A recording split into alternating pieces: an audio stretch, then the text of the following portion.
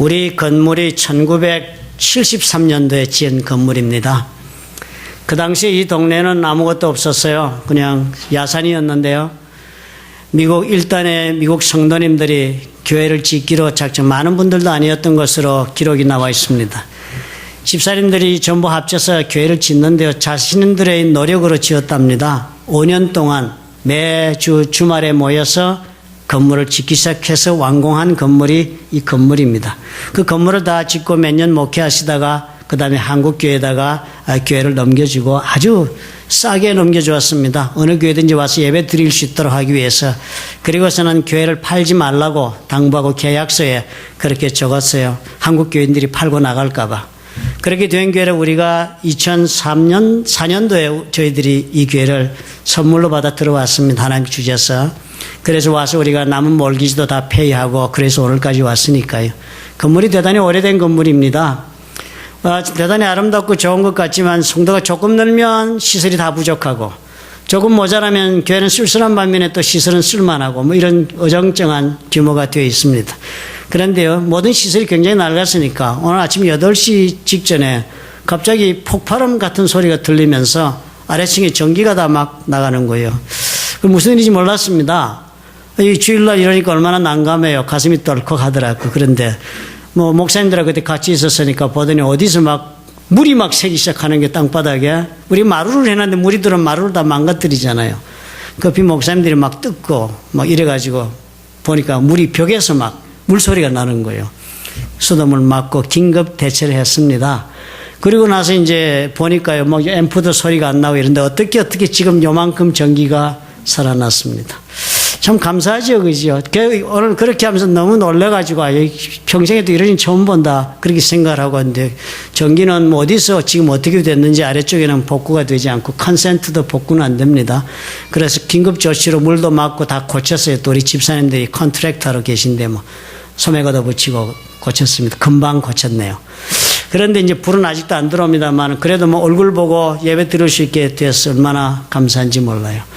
만약에 이 사건이 어제 터졌으면 어땠을까 생각하니까요. 너무 감사한 거 있죠. 어제 터졌으면 나 혼자 있을 때 이게 터졌으면, 그지요? 물 새는 것도 모르고 아래층에 그 비싼 돈 들여가지고 마루 해놓은 거 다 그냥 물 먹어서 망가졌을 테고. 뭐. 난리가 안 났겠습니까? 대처도 못하고. 집사님 연락해서 와서 물 막아달라고 하는 동안에 뭐 다 사건이 터지죠. 그런데 오늘 마침 8시에 터지니까 우리 목사님 계셔서 물하고, 그때 마침 집사님들 교회 청소하러 오셨으니까 물도 막고. 뭐 그러다 보니까 여기 전기가 안 나와서 안 나오는데 어떻게 부엌에 또 전기선을 한 선 살아서 앰프도 되고 이러니까 여러분 얼마나 좋습니까? 아마 제가 어리에 머리를 깎아서 인상이 좀 나빠져서 하나님 오늘 밝히 보이지 말라고 가려주시는 것이 아닌가 그런 생각이 듭니다. 하나님께서 이런 일을 불구하고 우리가 은혜 가운데 예배를 드리면요, 언제나 저항의 일이 있을 때 은혜 가운데 예배를 그저 마음을 작정하고 드리면 큰 은혜를 주는 것을 제가 평생 경험했습니다. 교회 가고 싶지 않을 때 억지로 교회 가면 은혜 받고요. 그리고 드릴 수 없는 상황 가운데서 정말 어떻게든 마음을 모아서 강권적으로 내 자신을 쳐가며 하나님 앞에 예배 드릴 때 많은 은혜를 받았던 것을 기억합니다. 하나님께서 우리 교회에 올해는 무슨 특별한 계획이 있음이 분명하신 것 같아요. 우리 교회 축복하시지 마지막 한 번씩 이렇게 흔들어 보는 사단의 공격을 우리 주님께서 결국 막아주시고 계신 것 확인하는 좋은 예배가 된 줄 믿습니다. 오늘 그런 편안한 마음을 여러분 예배를 드리시기를 부탁을 드립니다. 오늘 읽은 본문을 보니까요, 바울은 오랜 선교 여행 끝에 목적하던 예루살렘에 드디어 들어갔습니다. 예루살렘에 도착해 보니까 교회 성도들이 바울 일행들을 따뜻하게 맞아 주었다, 그렇게 적고 있습니다. 하룻밤을 성도들이 집에서 지낸 후에 다음날 일어나서 사도 야고보와 교회 장로들을 만나서 그동안 그렇게 애써 모았던 그에게 헌금을 전달합니다. 그리고서는 바울이 그동안 이방 지역에서 선교하고 교회를 세우면서 경험하였던 하나님의 놀라운 역사를 저들에게 자세하게 전했습니다. 이방인들 가운데서 하나님께서 행하신 그 놀라운 일들에 대한 그 보고를 듣고 예루살렘 교회 사람들은 한결같이 하나님께 영광을 돌렸다, 그렇게 했습니다. 우리가 이 대목을 다시 한번 자세히 읽어보면 좋겠습니다. 사도행전 21장 20절에는 이렇게 적어 있습니다. 저희가 듣고, 그 보고를 저희가 듣고 하나님께 영광을 돌리고 바울더러 이르되 형제여 그대도 보는 바에 유대인 중에 믿는 자 수만 명이 있으니 다 율법에 열심히 있는 자다. 이렇게 응답을 했습니다. 이 대답을 우리가 주의 깊게 곱씹으면서 한번 생각해 볼 필요가 있습니다. 바울이 이방인 가운데서 얼마나 많은 사람이 구원받은 일이 있었는가를 설명하자 물론 저들이 그 하나님의 역사에 대해 공감하고 같이 찬양을 드렸습니다. 그렇지만 그런 바울의 보고에 대해 그들은 바울에게 또 다른 질문을 하는 대신에 그들은 즉시로 자신들의 교회 이야기로 응답을 하는데 이렇게 응답을 합니다. 형제여 그대도 보는 바에 유대인 중에 믿는 자 수만 명이 있다. 이렇게 대답을 합니다. 수만 명 지금 믿는 유대인들이 예수를 믿어가지고 우리 교회 안에 지금 들어와 있다 그러면서 이렇게 이야기를 해요. 그런데 사실 지금 교회가 숫자가 이렇게 수만 명씩 모인다고 얘기를 했지만 사도행전 여러분 4장 4절을 회고하시는지요. 거기에 보면 이런 구절이 있습니다. 말씀을 들은 사람 중에 믿는 자가 많으니 남자의 수가 약 5천이나 되더라 그랬으니까 사실 초기에 베드로가 말씀 전하고 사도들이 일하면서 교회가 예루살렘에서 불일듯 일어날 때 그때 규모가 5천 명 이렇게 되면서 출발을 한 교회였습니다. 그 다음에 스데반이 순교하고 그리고 또 야고보가 헤롯의 손에 순교하고 교회가 핍박을 받아 흩어지고 그리고 바울은 그동안에 이방 땅에 나가 안디옥에서부터 시작하여서 3번에 걸쳐 선교 여행을 하며 복음을 전하는 그런 역사를 경험한 그 동안에 이 예루살렘 교회는 어떻게 해요? 많이 변해 있었던 것입니다. 예루살렘 교회가 핍박을 받고 많은 사람이 디아스포라로 그렇게 떠났다 했지만은 그 시작의 5천 명이 이제는 어떻게 해요? 수만 명의 유대인들이 하나님을 믿어 찾아온 교회로 발전해 있었던 것입니다. 바울이 돌아갔을 때가요. 바울이 지금 예루살렘 교회를 위하여 그액의 헌금을 가지고 와서 전달한 것을 우리가 감안해야 합니다. 그리고 얼마나 놀라운 역사가 이방 땅에 이렇게 지금 벌어졌는가를 증거했다는 사실도 대단히 중요한 사건이 아닙니까? 그런 이야기요. 그런 헌금을 저들이 다 받고 물론 하나님께서 놀라운 일을 하셨구나라고 공감을 하고 칭찬을 하기는 했습니다. 그렇지만 그런 모든 것을 받고 들은 예루살렘 교회는 그 이야기를 들은 후에 그 거액의 헌금에 관해서는 중요한 응답을 한 흔적이 어디에도 보이지 않습니다. 그뿐만 아니라 이방인의 구원에 대한 놀라운 보고를 들은 후에 그들은 곧 이어서 이방인들 가운데 일어난 역사에 대한 이야기를 하는 대신에 곧 이어 자신들의 이야기만을 하고 있다는 사실이 대단히 중요합니다. 지금 이 교회 안에 자기들이 설명하는 거예요. 그 사도 야고보와 장로들이 설명하기를 지금 우리 교회 안에 수만 명의 예수 믿는 유대인들이 지금 있다. 그리고 그 놀라운 그 숫자의 사람들 모두가 다 모세의 율법에 열심을 내는 유대인들이다. 그렇게 설명을 하는 것입니다. 예수 믿고 나서 무슨 그런 것이 필요한가 생각이 드는데도 유독 유대인이다 이 얘기를 합니다. 그러면서 이 많은 교회 안에 지금 들어와 있는 이 유대인들 특별히 모세의 율법을 준수하는 일에 열성이 있는 수많은 성도들이라 그렇게 하고서는 이 사람들이 바울에 대하여 생각하는 바가 있다고 말을 하는 것입니다. 이 많은 성도들이 지금 우리 교회를 이루고 있는데 이 성도들이 당신 바울에 대하여 생각하는 바가 있다.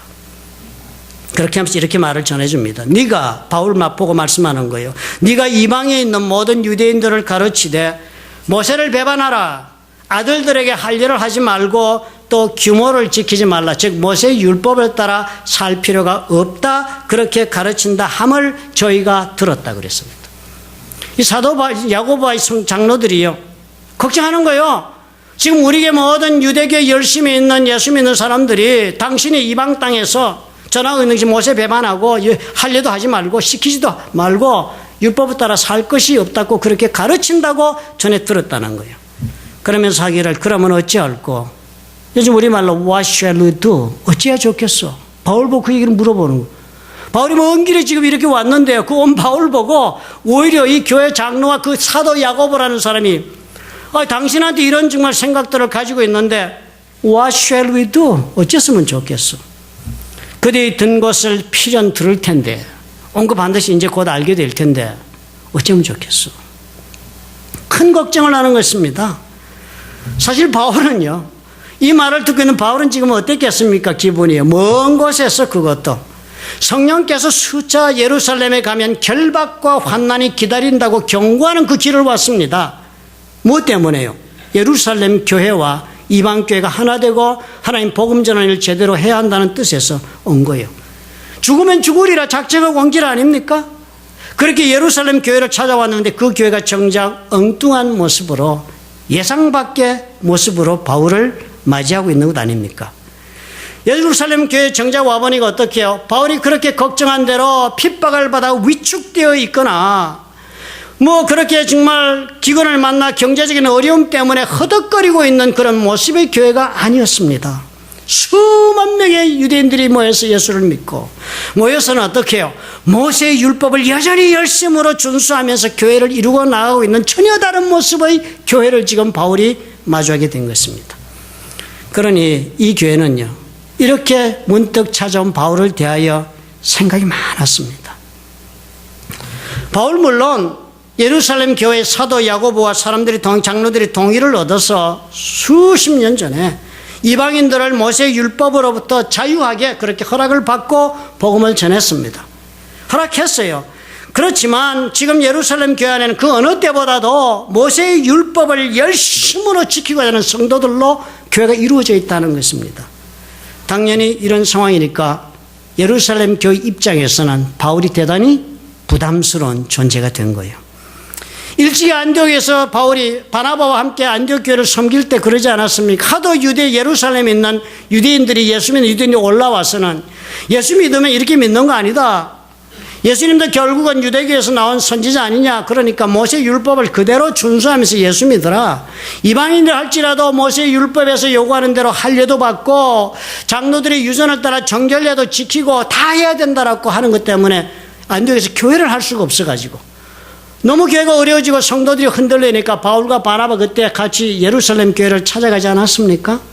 사도행전 15장에 우리가 그것을 가리켜 예루살렘 공회라고 그렇게 설명합니다.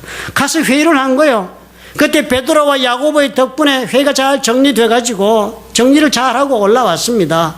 그때 문제가 되어서 허락받은 게 두 가지였습니다. 바울이 제시한 문제가 할례, 이 문제 해결해달라. 이방인들에게 할례를 받고 있도록 요구할 이유가 없다. 이것은 아브라함의 후손들에게 하나님이 주신 언약의 징표의 조건이었지 구원의 조건이 아니다. 또 두 번째가 정결례였습니다. 유대인들이 지키고 있는 모세 율법에도 없는데 장로들이 좀 더 하나님 앞에 헌신적인 모습으로 살게 하려고 이렇게 해라 저렇게 해라 가리킨 장로들의 전통을 따라 그들이 지키고 있는 정결례가 있었습니다. 물에 목욕하는 것, 손 씻는 것 이런 법들이에요. 이 두 가지로부터 이방인 풀어달라고 그때 바울이 요구했던 것입니다. 구원을 받는 데 있어서 필수적인 조건이 아니기 때문에. 그렇게 해서 그때 어렵사리 얻어낸 동의였습니다. 그런데 그때 바울의 요청을 받아들일 때도요, 다른 모든 베드로도 적극적으로 지지하고 했지만 사도 야고보가 허락해서 결국 잘 정리가 되긴 했지만 사도 야고보가 그때 허락하면서도 여전히 미련을 버리지 않고 있는 한 가지 조건이 있었던 것을 돌아가 보면 우리가 발견하게 되는 것입니다. 오늘도 그때 이야기를 야고보가 다시 한 것을 성경에 적어놓았습니다. 25절에 이렇게 적었어요. 오늘 한 얘기 아니고 그때 한 이야기를 지금 야고보가 다시 적은 거예요. 주를 믿는 이방인에게는 우리가 우상의 제물과 피와 목매어 죽인 것과 음행을 피할 것을 결의하고 편지하였다. 그래. 할례도 안 해도 좋고 정결례 그만둬도 좋습니다. 그러나 이 두 가지 얘기는 꼭 우리 해서 이것만은 좀 지켜주십시오 라고 조건을 단 것이 있었는데 그것이요, 우상의 제물, 피와 목매어 죽인 것과 음행 피할 것 요것만 좀 지켜주십시오. 이것은 그렇게 지키기 어렵지 않은 것 아니겠습니까? 하면서 당부할 때 그때 야고보가 왜 이것을 요구하는지를 사도행전 15장에는 이렇게 적었어요. 이렇게 내가 부탁하는 이유가 있다. 이는 예전부터 각 성에서 모세를 전하는 자가 있어 안식일마다 회당에서 그 글을 읽음이다. 이제 회당을 통해서 복음도 전하고 이렇게 선교하실 텐데 그러면 그 회당에는 반드시 모세의 율법을 전하는 자가 있어 안식일마다 율법을 그대로 지키는 자들이 있으니까 할례를 안 하고 정결례를 안 하더라도 그들이 극도로 싫어하는 율법에 금하고 있는 우상의 제물, 목매어 죽이고 있는 것, 피 묻은 것 이런 것, 음행의 관계 이런 것은 피하도록 그것만은 지켜달라라는 단서를 달았습니다. 야고보 그랬어요. 불필요한 조건인 줄을 안다. 그렇지만 이것을 내가 꼭 부탁하지 않을 수가 없다면서 조건 단 이유가 뭐라 했습니까? 여전히 각성해. 모세의 율법을 열심으로 믿고 전하는 자가 있으니까 굳이 충돌할 건 무엇이 있느냐? 받아들여 달라. 그렇게 하고 바울과 바나바는 그렇게 하겠다 약속하고 간 것입니다. 그러니까 야고보, 오늘 이 만난 사도 야고보의 마음속에는 아무리 바울이 복음을 전하는 일에 필요해서 허락을 할 수밖에 없는 일이었다 할지라도 이거 그냥 무시하면서 교회를 해나갈 수는 없다는 거예요.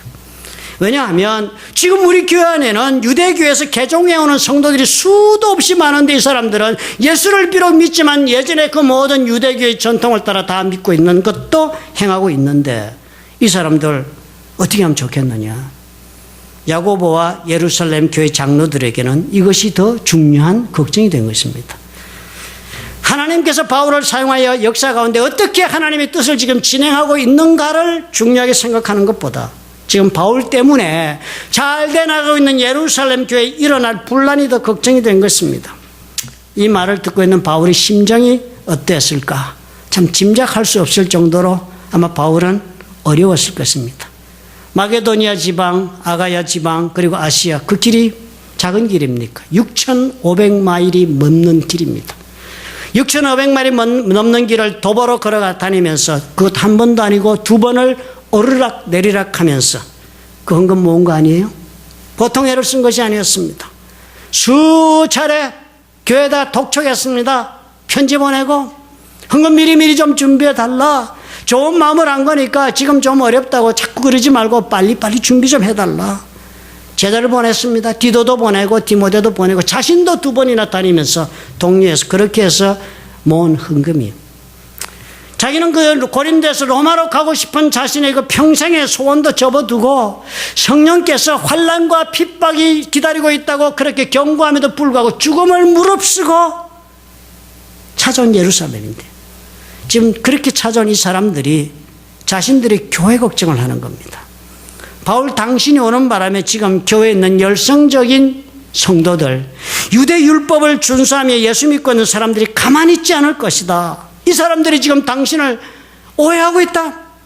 그러면서 그 이야기를 하면서 그러니 어찌하면 좋겠느냐. 필연 당신이 온 것을 알 텐데 이제 우리가 뭐라고 해야 이 문제를 해결해 나갈 수가 있겠느냐. 그렇게 걱정을 늘어놓은 것입니다. 이게 무슨 경우가 이런 경우가 있습니까? 환영을 해줘도 시원찮지 않아요? 대대적인 환영을 하면서 정말 환대를 해줘도 시원찮을 마당에 당신 때문에 지금 우리가 걱정의 태산이다. 너무 부담스럽다 하는 거예요. 그런데 사실 이렇게 도착했을 때 교회만 이렇게 문제가 아니었습니다. 이 당시 예루살렘 그 일대 팔레스타인에 있는 유대인들 자체가 사회적으로도 대단한 긴장이 컸습니다. 예루살렘에 있는 유대인들은 다른 어느 나라의 사람들과 다른 것이 종교에 대한 그 국가적 아이덴티티가 종교에 있는 나라였습니다. 그런데 이 총독들이요. 이 유대 땅까지 보내는 총독들은 대체로 로마에서 무능력하거나 뭐 그렇게 뛰어나지 못한 사람들을 보냈습니다. 그러니까 이 유대에 대한 이해가 부족해서 총독들이 오면 유대인들의 그 고유한 문화나 국가적인 아이덴티티를 통하여 가지고 있는 종교에 대한 열성이나 이런 것에 전혀 무지한 총독들이 옵니다. 줄줄이 그런 사람들이 총독으로 와서 다스려 했습니다. 그러니까 종교적인 관습이나 그들의 신앙에 대한 배려가 전혀 없습니다. 그래서 완전히 무시하고 종교에 대한 자유를 허락하는 대신에 특성을 무시하고 무조건적인 압박을 가했습니다. 그러니까 어떤 일이 생기겠습니까? 유대에 크고 작은 저항운동이 끝없이 일어났습니다. 그런데요, 바울이 예루살렘 올 이때쯤이 AD 50년 중반쯤 되었을 때입니다. 그때는 총독으로 펠릭스가 다스리고 있었습니다. 이 펠릭스는 로마에서도 이 펠릭스를 이렇게 평을 했어요. 노예적인 본능을 가지고 제왕의 권력을 남용하는 그런 사람이라고 혹평하는 그런 총독이었습니다. 무모하고 잔인하게 정복민들을 다스리는 사람이라고 혹평할 사람이었습니다. 수많은 무관 시민들을 살육한 사람이 펠릭스였습니다. 사도행전 21장 38절에 보면 바울이 오기 직전에 일어난 사건도 등장합니다. 압정과 종교적인 탄압에 반발해서 저항운동이 일어났습니다. 유대계 애굽인이 일어나서 그 저항운동, 반정부운동을 벌리는 4천의 자객들이 있더랍니다. 무기를 든 사람들이 4,000명이 동조해서 이렇게 대반란 사건이 벌어졌었습니다. 이 사건 지나가면서 벨릭스는요, 잔인하게 권력을 남용해가며 살육을 했어요. 그리고 수많은 유대인들은 이 일을 통해서 종교적인 열심을 가진 사람들이 펠릭스의 압정에 저항해서 정치 세력으로 돌변합니다. 요즘 소위 무슬림들이 성전이라 그러는 그 배경도 사실 우리가 이해하려면 이런 것이에요. 자신들이 받은 그 압정에 대하여 그것이 어떻게 해요? 종교심의 영향을 받아서 그 종교적인 열성이 정치 세력화하고 있는 것입니다. 똑같은 일이 지금 팔레스타인에 벌어지고 있었습니다.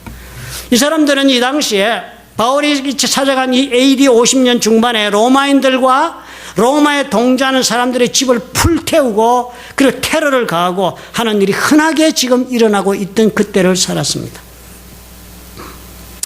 유대 역사학자 요세푸스, 이때 역사를 이렇게 적고 있어요. 유대적 국수주의와 정치적인 불안정으로 사회가 지극히 불안한 때라고 역사가 적고 있어요. 너무나 사태가 험악하게 이렇게 발전해 나가니까요, 이때 지나서 몇 년 뒤에, 불과 몇 년 뒤에 로마 황제가 네로였습니다. 네로는 이 무능한 펠릭스 때문에 너무 문제가 많이 생기니까 소환해드리고 대신 능력이 있는 총독 베스도를 총독으로 보내는데요. 불행하게도 페스토스는 2년을 넘기지 못하고 죽고 말았습니다.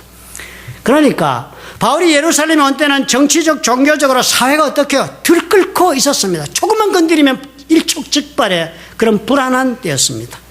무엇이든지 종교 문제 누구나 그냥 조금이라도 내관을 건드리면 조금이라도 순수성을 훼손한다. 여호와 하나님을 믿는 신앙에 저촉이 된다. 성전을 어떻게 폐쇄시키는데 연관되는 일이 생긴다는 그런 문제가 생기면 유대인들은 어떻게 해요? 이유 여하를 따지지 않고 그저 폭도화하는 그런 때를 지금 바울이 맞이하고 들어간 것입니다. 바울이 결코 이런 때에서는 누구에게도 반가운 손님이 될 수가 없었습니다. 예루살렘 교회 장로도 그런 까닭에 한편으로는 바울의 이방인 선교를 인정하면서도 다른 한편으로 바울은 어떻게 해요? 저들에게 있어서는 퍼소나 non grata, 웰컴 받지 못하는 사람이에요. unwelcomed person이었습니다. 반갑지 않은 손님이에요. 저들의 1차적 관심이 뭐예요? 교회 내 유대인들이었습니다. 그래서 이 사람들이요, 바울에게 타협안을 제출했습니다. 이는 어떻게 하면 좋을까? 바울이 묵묵부답이고 어찌할 길을 모르니까 자신들이 생각하는 안을 제시합니다. 우리의 말하는 이대로 하라. 바울에게 요구했어요. 성원한 네 사람이 우리에게 있으니 저희를 데리고 함께 결례를 행하고 저희를 위하여 비용을 내어 머리를 깎게 하라. 그러면 모든 사람이 그대에게 대하여 들은 것이 헛된 것이고 그대도 율법을 지켜 행하는 자인 줄로 알 것이다. 그렇게 제안을 합니다. 그리고 바울이 그 제안 받아들입니다. 바울이 이 사람들 데리고 이튿날 저희와 함께 결례를 행하고 성전에 들어가서 각 사람을 위하여 제사 드릴 때까지의 결례의 만기된 것을 구하니라. 그래서 결례가 만기가 되면 제사를 드리는 일까지 끝내었다. 그렇게 기록합니다. 바울이 뭐 했습니까? 두 가지 했습니다. 첫째, 결례, 정결례를 했습니다. Purification Ritual을 한 거예요. 이건 뭐에 해당합니까? 장로들의 유전이라 이미 예전에 바울이 버린 것이에요. 이미 예전에. 두 번째 뭐 했습니까? 제사를 드렸다 했습니다. 여기서 말한 제사는 짐승을 죽여 드리는 희생제사를 뜻합니다. 예수 그리스도께서 우리를 위하여 어린 양이 되어 십자가에 돌아가셨기 때문에 이제는 어떻게 해요? 예수 그리스도를 믿는 모든 사람은 더 이상 성전에서 짐승을 죽여 드리는 희생제사는 드릴 필요가 없게 되었다고 가르치는 사람이 누굽니까? 바울입니다. 갈라디아서는 온통 그 얘기하고 있지 않아요. 두 가지가 다 그것이었습니다. 그런 신념을 가지고 있던 사람이 바울이었습니다. 그런데도 불구하고 바울은 어떻게 해요? 자신의 그런 신념, 가르침의 원칙도 다 내려놓고 성전에 간 것입니다. 예루살렘 교회 장로들이 권하는 대로 말을 따랐습니다. 그렇게 하면 어떻게 된다고 생각하고 갔어요? 그렇게 하면 모든 사람이 그대에게 대하여 들은 것이 헛된 것이고 그대도 율법을 지켜 행하는 줄로 알 것이라. 그렇게 하기만 하면, 그러면 모든 이 열심히 있는 유대교인들, 모세 율법을 준수하는 유대인들이 바울도 우리처럼 율법 준수하는 사람인데 우리 괜히 그렇게 생각했구나, 이렇게 될 것이다. 바울도 우리가 똑같은 그런 성도의 길을 인정하는구나. 이렇게 우리가 똑같은 사람인 걸로 인정받을 수 있지 않겠느냐. 그렇게 해달라고 그랬어요. 근데 바울이 어떻게 해요? 신념에는 어긋나도 그렇게 하면 좋은 일이 되고 사람들의 마음을 얻을 수 있다 하니까 그렇게 한 것입니다. 사람의 관계를 위해서 원칙을 양보하라 한 요구를 받아들였습니다. 소문을 잠재기 위해서 바울이 이렇다 저렇다 비난하는 그 비난을 잠재기 위해서 조금 양보할 필요가 있다 한 것입니다. 예루살렘 교회 성도들 대다수의 그 사람들의 마음을 얻기 위해서 조금 저들이 원하는 대로 삶의 모습을 보여주는 것이 확실히 필요하다 한 것이었습니다. 전혀 바울답지 못하지 않아요? 원칙을 내려놓고 놀라운 자기 합리화의 변명 속에 성전으로 들어갔습니다. 나도 유대인 중에 유대인이고 모세의 율법을 열심으로 준수하는 자라고 말하면서 사람들의 마음을 얻기 위하여 성전으로 들어가고 그리고 그곳에서 바울은 유대인들의 손에 잡혀 두들겨 맞아서 죽기 직전까지 갔습니다. 생각했던 것과 전혀 다른 일이 벌어졌어요. 바울은 자신이 마음을 얻고 싶어 했던 교회의 유대인들을 위하여 하지 않아도 되는 일들을 받아들여서 나갔는데요. 정작 그런 바울이 어떤 일을 겪습니까? 모세의 율법과 성전의 열성적인 유대의 국수주의자들과 광신적 종교 집단의 손에 사로잡혀서 엄청난 시련에 봉착하고 말았습니다. 얻고자 하던 교회 사람들의 마음을 얻었을지는 모르지만 결국 바울은 모든 것을 다 잃어버립니다. 모든 것을 다 빼앗겨버립니다. 그 이후로 바울은 한 번도 자유롭게 자신의 뜻을 따라 가고 싶은 곳에 가며 하고 싶은 말 하는 사람이 되지 못했습니다. 이유가 무엇이었습니까? 사람을 마음을 얻기 위해서 사람의 인정을 받아나기 위해서 타협을 한 것이 전부였습니다. 우리가 이런 바울의 모습을 보면서 우리 자신을 한번 돌아보면 우리도 언제나 이런 선택하면서 나의 인생을 경영하고 있다 하는 것 쉽게 확인하지 않습니까? 우리는 하나님의 말씀도 알고 그리고 믿음도 있습니다. 그리고 정말 애틋하게도 우리는 하나님 사랑하며 살기를 마음속으로 간절하게 원합니다. 이 자리에 계신 분들이 다 그런 마음 가지고 계신 줄로 저는 확신합니다. 그렇지만 우리는 그럼에도 불구하고 언제나 우리의 이 간절한 마음의 소원과는 전혀 다른 선택을 주저없이 하면서 매일매일을 살아가고 있지 않습니까? 왜 그래요? 사람의 마음을 얻기 위해서인 것입니다. 다른 사람이 나를 대하여 가지고 있는 생각을 내가 좀 호의적으로 바꾸고 싶어서 나의 색깔을 맞춰줍니다. 그 사람과 함께. 다른 사람이 나를 더욱 신뢰하고 인정해 주기를 바라서 원하지 않는 일이라 할지라도 그 사람이 원하는 일이라면 수용해 줍니다. 나아갔어요. 더 나아가서는 그래서 다른 사람이 나를 사랑해 주기를 원해서 우리는 기꺼이 내가 가지고 있는 삶의 원칙이나 내 신앙을 내려놓고 그리고 그렇게 사는 일을 선택하는 일에 주저하지 않고 사람들에게 그렇게 다가가는 것 아닙니까? 나를 버리고 맞춰주는 것입니다. 우리가 선택하는 많은 일들 내 자신 돌아보면 이것이 가장 큰 우리 행동을 결정하는 우리 행동의 동기가 되고 있는 것을 발견하는 것 어렵지 않습니다. 우리 자신을 가만히 성찰해 보십시다. 우리는 남이 조금이라도 비난하거나 조금이라도 싫어한다고 생각하는 그런 일이 생기면 그 순간부터 우리는 어떻게 해요? 얼마나 불안해합니까? 얼마나 안절부절하며 자신감을 상실합니까? 남녀노소를 막론하고 무릇 사람이라면 사람들로부터 사랑받기를 마음속 깊은 곳에서부터 본능적으로 강렬하게 원하고 있기 때문입니다. 사랑받지 못할까 하는 두려운 마음이 행동을 선택하게 하는 동기가 됩니다. 그래서 우리는 그 두려운 마음 때문에 사랑받지 못할까 봐 우리 자신 열심히 가꾸지 않아요. 남들이 좋아하는 모습으로 나를 가꿉니다. 우리의 말씨도 다듬습니다. 그리고 또 선물을 주기도 하고 받기도 하고 실컷 좋건 함께 시간도 보내줍니다. 관계를 세우기 위하여 이런 시간과 물질과 육체의 희생은 그것으로 좋은 결과를 가져올 수 있습니다. 마땅히 그런 작은 희생이 있어야 좋은 관계도 시작될 수가 있겠지요. 그러나 이것을 우리가 넘어가서 그 이상으로 나아가서 사람의 마음을 얻기 위해서 아니면 한 걸음 더 나아가서 내가 사랑받지 못할까 봐 두려워서 내 삶의 원칙까지도 버린다면 그 결과는 어떻게 나타나게 되겠습니까? 우리 신앙인들은 이 질문을 자기 자신에게 다시 물어볼 필요가 있습니다. 나는 사람을 기쁘게 하기 위하여 얼마까지 내 자신의 것을 포기하고 있는가 하는 질문이 필요합니다. 바울의 고통이 어디에서 시작되었는지를 봐야죠. 우리가 무엇을 배웁니까? 바울의 이 선택을 통한 이 고통을 보면서 모든 사람을 다 기쁘게 하며 살 수는 없습니다. 모든 사람으로부터 우리가 사랑받을 수 없다는 것을 우리가 받아들이고 사는 훈련을 해야 합니다. 두려워하지 않는 훈련을 시작해야 해요. 내가 좋아하는 사람, 내가 사랑하는 사람에게 사랑받지 못할 하는 두려움을 버려야 합니다. 사랑은 그렇게 해서 얻는 것이 결코 아니기 때문이에요. 예수 그리스도의 가르침을 우리는 언제나 가슴속에 품고 묵상하며 살아야 해요. 주님 뭐라 그랬습니까? 사랑하며 사는 삶의 시작은 제일 먼저 하나님을 사랑할 줄 아는 사람이 되는 데서부터 시작된다 했습니다. 그리고 나서야 하나님을 사랑할 줄 아는 사람이 되고 나서야 그 다음에 그런 사람은 자기 자신을 사랑할 줄 아는 사람이 될 수가 있습니다. 예수님이 그렇게 말씀하신 거예요.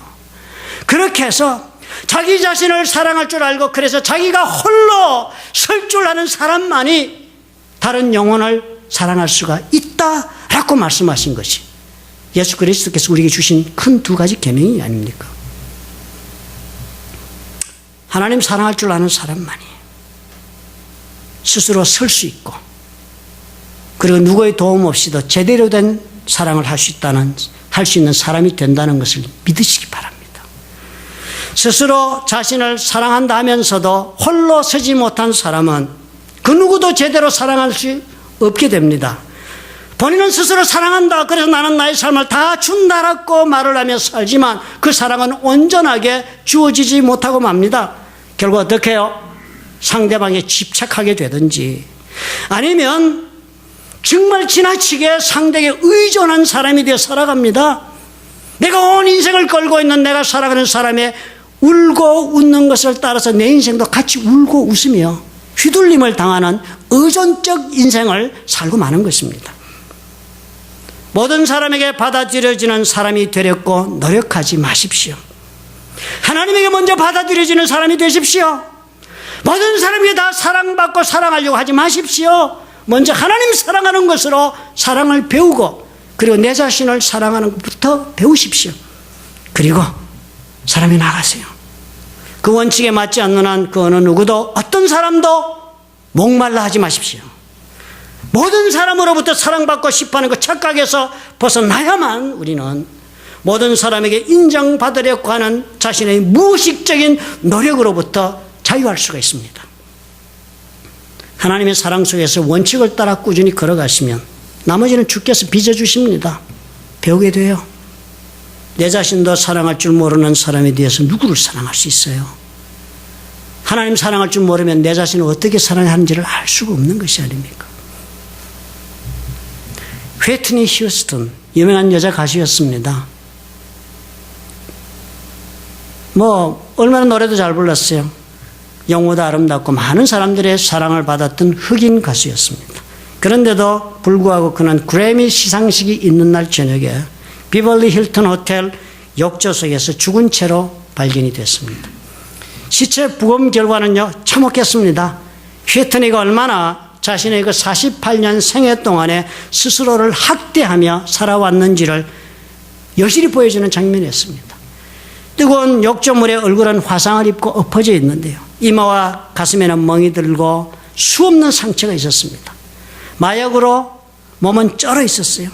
온갖 약물로 중독이 되었는 것이 부검 결과 알게 됐습니다. 아름답고 모든 사람들이 선망이 되었던 그런 성공적인 여자 가수, 많은 사람들의 사랑을 받은 여자 가수가 왜 이렇게 되고 말았을까? 가까운 친구가 이렇게 옆에서 본 휘트니를 설명을 합니다. 뉴스위크에 이 기사가 나왔었어요. 이렇게 말했어요. 친구가 She was trying hard to be this kind of pretty girly people wanted her to be. 휘트니는 사람들이 원하는 여성스럽고 그리고 귀여운 그런 사람이 되려고 엄청나게 노력을 했다는 거예요. 사람들이 원하는 그런 내가 되어야 되겠다 해서 엄청나게 노력을 했다. But she wasn't. 그러나 본래 그의 성품은 그런 여자가 아니었다는 거예요. 자기가 아닌데 남들이 원하는 모습으로 자기가 되어야 되겠다고 엄청나게 노력을 했다. She was trying to be everyone to everybody. 그럼 모든 사람에게 모든 사람들이 원하는 사람이 되어주려고 노력했다. That took its toll. 그것이 대가를 치르게 한 것이다. 휘트니만 이렇습니까? 저와 여러분 어떻게 살고 있어요? 우리도 이렇게 지금 살고 있는 것이 아닌지 돌아보아야 합니다. 모든 사람들에게 사랑받고 싶어서 모든 사람들에게 내 자신을 맞추어가는 고단한 인생을 살고 삶의 원칙도 없이 내려놓고 하나님의 말씀에 대한 신념도 고집도 없이 생각을 바꾸어가면서 사람을 따라 살아가려고 몸부림치고 있지는 않습니까? 자신에게 물어보셔야 해요. 하나님 한 번 사랑하는 것이 시작이 되셔야 해요. 그리하면 하나님께서 가르쳐 주세요. 내 자신을 사랑하는 사람이 되어 홀로 쓰게도 하시고 그리고 홀로 쓴 나를 통하여 온전한 사랑을 베풀며 관계를 이루어 나갈 수 있도록 주께서 역사하실 것입니다. 두려워하지 말고 말씀에 서서 하나님이 가르쳐 주시는 원칙대로 살아보시는 저와 여러분이 되시기를 예수님의 이름으로 축원합니다. 기도하겠습니다.